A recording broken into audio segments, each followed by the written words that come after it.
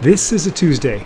2 days ago I did this road race on the road on Sunday where I totally sucked. I sucked so bad I couldn't think of how I could make a video of it, and I make a video out of every race that I do. It wasn't until this race where I figured out how I could do that. Hey cycling community, this is Steve Grusis, the Cycling Greek. So how bad did I suck, do you ask?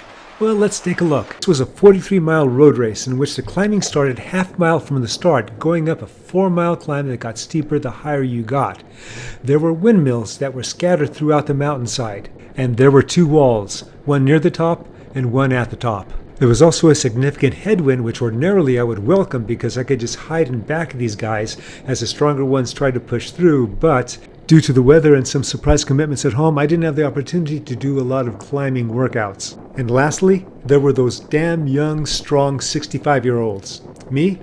I'm 69. So now let's go to the question, how bad did I suck? Well, this is just over 9 minutes into the race. My buddy Bob, who's behind me, was able to make the connection. There he goes now. And then he got dropped a little while later, and I was able to catch him before the top so I can have somebody to work with. And then later on, his teammate, my other buddy Matt, was able to catch up to us, and we were all equivalent climbers, so we were pretty much all in the same position. On the second of 2 climbs on the second lap, I had to drop off because I developed a leg problem in my right leg, and I finished in 9th place. And yet there was some poor soul that finished behind me, and someone that DNF'd. Alright then, this meets the obligation, my self-imposed obligation, of creating a video after every race that I do, no matter what.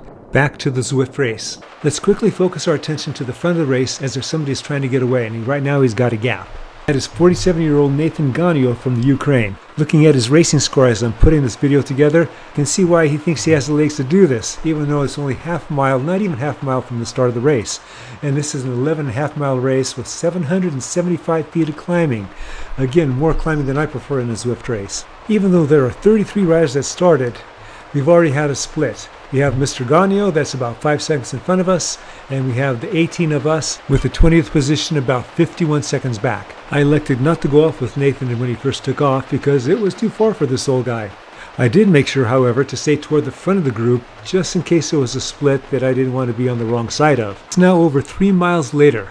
There are a couple riders, a 38-year-old Foster Boone from the United States and a Walter Rubiano from Colombia, no age, that jumped after him, and so now we've been lined out chasing them. I've been doing the best I could to manage my energy and be patient, but it got to the point where it looked like the others weren't able to do anymore, so then I just jumped after him, and so I have been joined by 3 others. So I'm hoping that at the very least, if we can't catch those in front of us, that we don't get caught by those in back of us. It wasn't until just under 4 miles to go that I finally made a connection with the front group that had grown just a little bit before I got there. So I thought, as Rubiano was still out there. In fact, he was out there with a 16-second gap.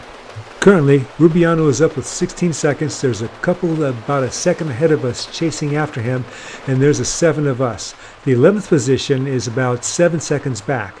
I'm again trying to be patient as my heart rate's in the I can do this, but please don't go much higher or else you're going to get close to redlining. Along with keeping an eye on the gap, I'm also looking at the graphics above me at the amount of climbing that I've done so far. And it shows about 515 feet, and this whole race has about 775 feet. So there's some significant climbing to come in this next 3.2 miles. However, with close to 3 miles left, patience is not going to get me up to the leaders. So I'm seeing that the group is maybe being a little too patient, so I decided to go to the front and just pull as hard as I can.